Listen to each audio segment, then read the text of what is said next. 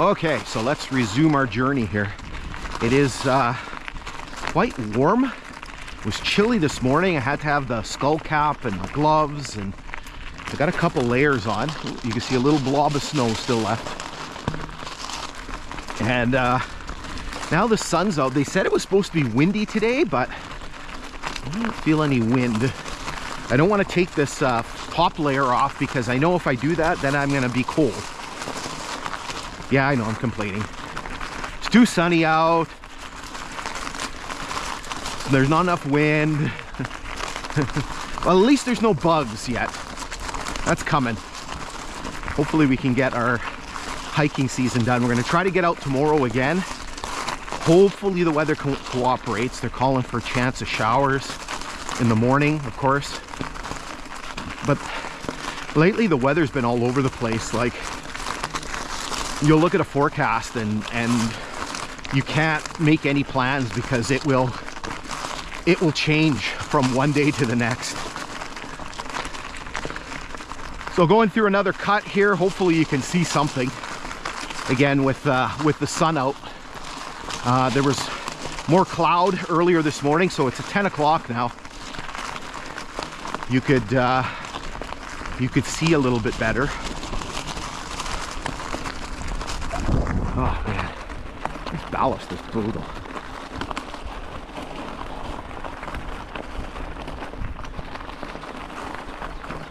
So here you can see a piece of a telegraph pole. There's a couple of Dominion 42 insulators on there.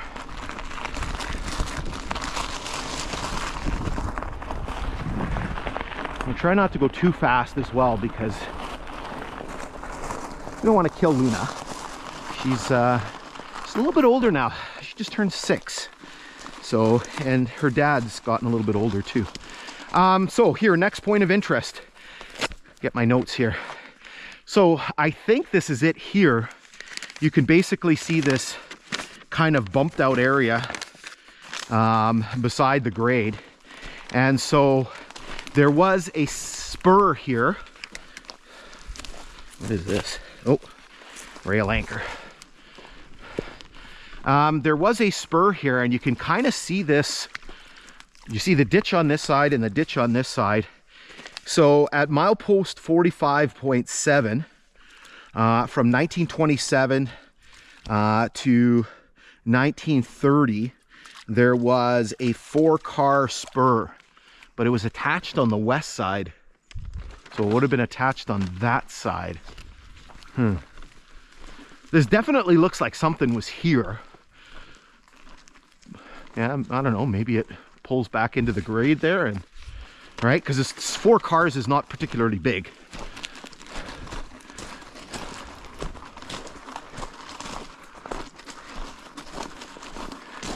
Try to see if there's something else around here. Yeah, I don't know, maybe it kind of merges back into the grade over here. There's definitely something there.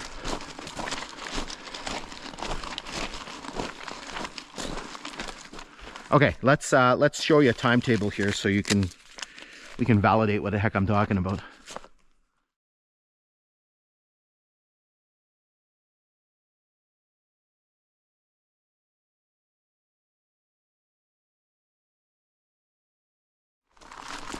All right.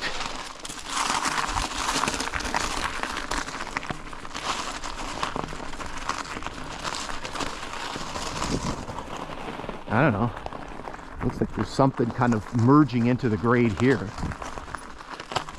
All right, you can see it kind of goes into the grade. Could be, this could be it here.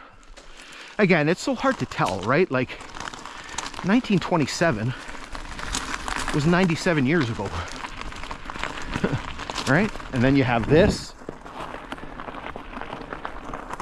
Right, so it had to be somewhere in this area here.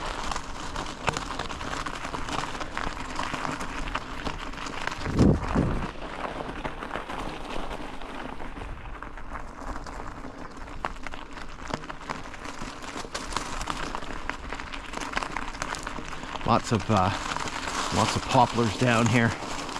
Obviously bent over due to some snow.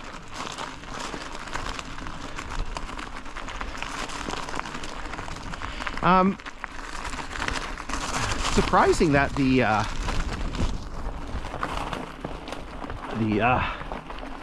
there's another tie. The ballast here isn't flattened out more. I know there's lots of traffic here. There's lots of ATV traffic because people will run between Jellicoe and Partridge Lake, Kinghorn Road. Okay, so let's zip you ahead here a little bit.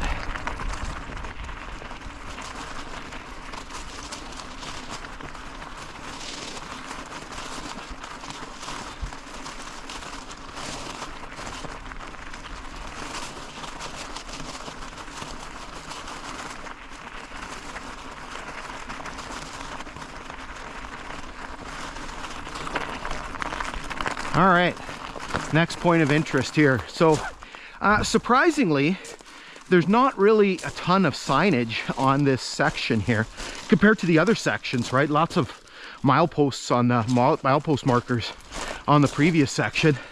So we had a bunch here actually.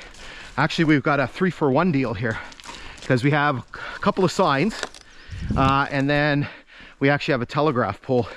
So you can see the signage here. Let me take my helmet off so I can see what I'm recording. So we got a bunch of signs here. Maybe if I go this way, you can see it. So obviously we have the milepost 46 marker. So again, that is the mileage on the Kinghorn. So for the original line, that would be 146.8. And then we have a couple of other signs. You do have a speed marker. And so basically, and this is so typical of this line. So as I mentioned, this was a secondary line. So this is not the main line. So it's not getting the same attention that the main line would. You know, it wasn't signaled. So it basically was OCS territory. So basically radio controlled. And so you can see this speed sign, which of course has its requisite bullet holes in it, has been repurposed. So you can see that obviously this is probably from somewhere on a main line. So you can see that it's got two older speeds that are underneath. So you can see a 60/50, and then you can see a 30, which has been painted over top. And obviously the paint has all kind of chipped off and worn away. And so you can see the numbers underneath.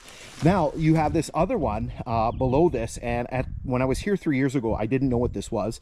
Again, you know, I'm a historian. I'm not, unfortunately, not a railway guy, so I'm not always up to speed on, you know, things that are happening with railway lines. So my railway knowledge is a little bit thin.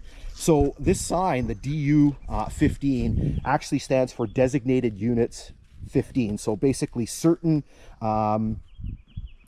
pieces of motive equipment, so basically certain locomotives, were restricted to 15 miles per hour because of I can't remember how it was explained to me, just basically something about configuration and how the weight was distributed and things like that. And so they basically had to go down to half speed compared to the 30 miles an hour.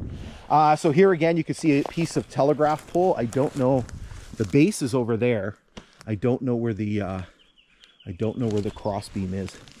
I don't see that. Okay, so let's jump back up on the grade here and continue our westward journey.